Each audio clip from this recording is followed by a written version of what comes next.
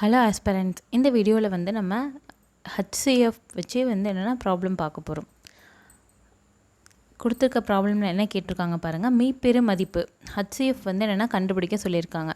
Highest common factor, இல்லைனா வந்து என்னென்னா இன்னொரு பேர் என்னென்னா GCD அப்படின்னு சொல்லலாம், கிரேட்டஸ்ட் காமன் டிவைசர். அதை வந்து என்னென்னா கண்டுபிடிக்க சொல்லியிருக்காங்க. நம்மளுக்கு என்னென்ன கேட்டிருக்காங்கன்னு பார்ப்போம். 2^4 × 3² × 5^3 × 7. அடுத்த டேர்ம் என்ன சொல்லியிருக்காங்க? 2^3 2³ × 3³ × 5² × 7².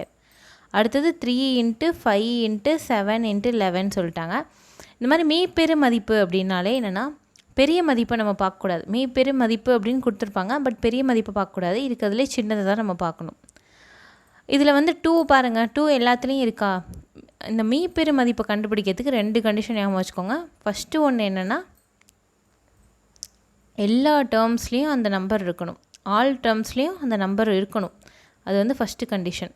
ரெண்டாவது கண்டிஷன் இருந்துச்சு என்னென்னா ஆல் டேர்ம்ஸ்லேயும் அந்த நம்பர் இருந்துச்சு அப்படின்னா, ஆல் டேர்ம்ஸில் வந்து என்னென்னா அந்த நம்பர் வந்து என்னென்னா இருந்துச்சு எஸ் அப்படின்னு பார்த்தீங்கன்னா எந்த டிகிரியை வந்து சூஸ் பண்ணோம் அப்படின்னு பார்த்தீங்கன்னா இருக்கிறதுலே ஸ்மாலஸ்ட்டு டிகிரியாக இருக்குல்ல, இருக்கிறதுலே ஸ்மாலஸ்ட்டு டிகிரியை தான் வந்து நம்ம சூஸ் பண்ணணும்.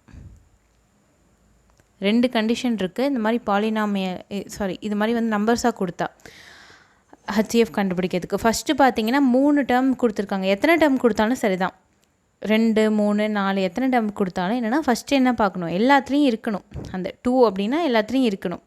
ரெண்டாவது பார்த்திங்கன்னா 2 எல்லாத்துலேயும் இருக்குது அப்படின்னு வந்து இருந்துச்சு அப்படின்னா எது வந்து இருக்கிறதுலே வந்து என்னென்னா ஸ்மாலஸ்ட்டு டிகிரியாக இருக்கோ அதை தான் நம்ம எடுத்துக்கணும். இதுதான் வந்து 2 கண்டிஷன். ஃபஸ்ட்டு பார்த்திங்கன்னா 2 எல்லாத்துலேயும் இருக்கா அப்படின்னு பார்த்திங்கன்னா 2 எல்லாத்துலேயும் இல்லை, ஸோ நம்ம அதை ரிஜெக்ட் பண்ணிவிடுவோம்.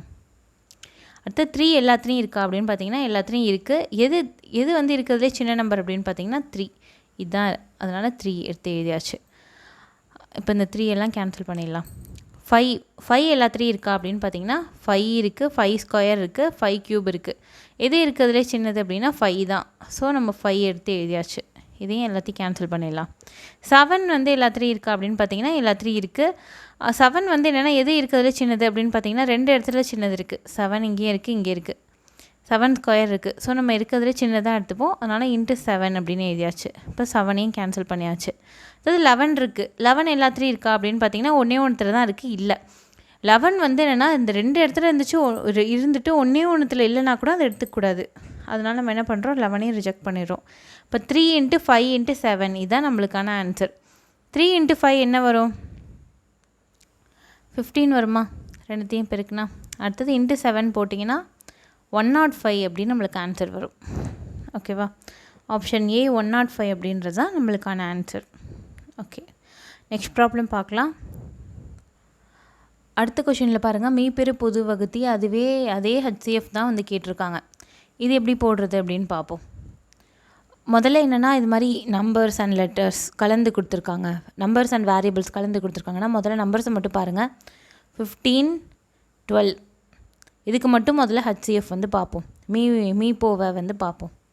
பார்த்தா என்ன வரும்? ரெண்டுமே வந்து எந்த டேபிளில் வரும் அப்படின்னா 3ஆம் வாய்ப்பாடில் வரும். 3ஆல் பண்ணால் 5 வரும், இங்கே 4 வரும். ரெண்டும் என்னென்னா ஒரே நம்பரில் வருமா அப்படின்னா வராது. ஸோ என்னென்னா இதோட ஸ்டாப் பண்ணிடுறோம். 3 அப்படின்றது தான் நம்பரில் ஆன்சர் வந்து 3 அப்படின்னு வரும். இப்போ வந்து இந்த டேர்ம்ஸ் இருக்குல்ல XYZ அது என்ன அப்படின்னு வரும்னு பார்ப்போம். மீப்பெரு பொது வகுத்தி அப்படின்னு வந்து சொல்லியிருக்காங்க. பெரு அப்படின்றது பெரிய அப்படின்னு சொல்லியிருந்தாலும் நம்ம என்ன பண்ணுவோம், டிகிரியை பார்க்கும்போது சின்னதை தான் நம்ம பார்ப்போம்.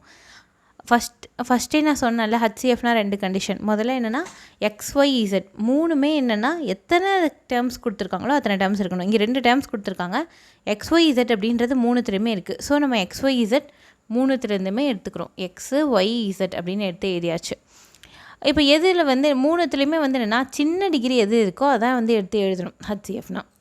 X பார்த்திங்கன்னா ஃபஸ்ட்டு டேர்மில் 4 இருக்குது, அடுத்தது 2 இருக்குது, அப்போ 2 எடுத்து எழுதுகிறோம். ஃபஸ்ட்டு பார்த்திங்கன்னா Y பவரில் 3 இருக்குது, இங்கே என்ன இருக்குது 7 இருக்குது, ஸோ நம்ம 3 எடுத்து எழுதணும். அடுத்து Z பவரில் இங்கே 5 இருக்குது, இங்கே 2 இருக்குது, 2 எடுத்து எழுதணும். அப்போ ஆன்சர் என்ன வரும்? 3 × X² Y³ Z² இதுதான் வந்து ஆன்சராக வரும். ஓகேவா? ஓகே, நெக்ஸ்ட் வீடியோவில் இன்னொரு முக்கியமான ப்ராப்ளத்தோடு பார்க்கலாம். தேங்க்யூ.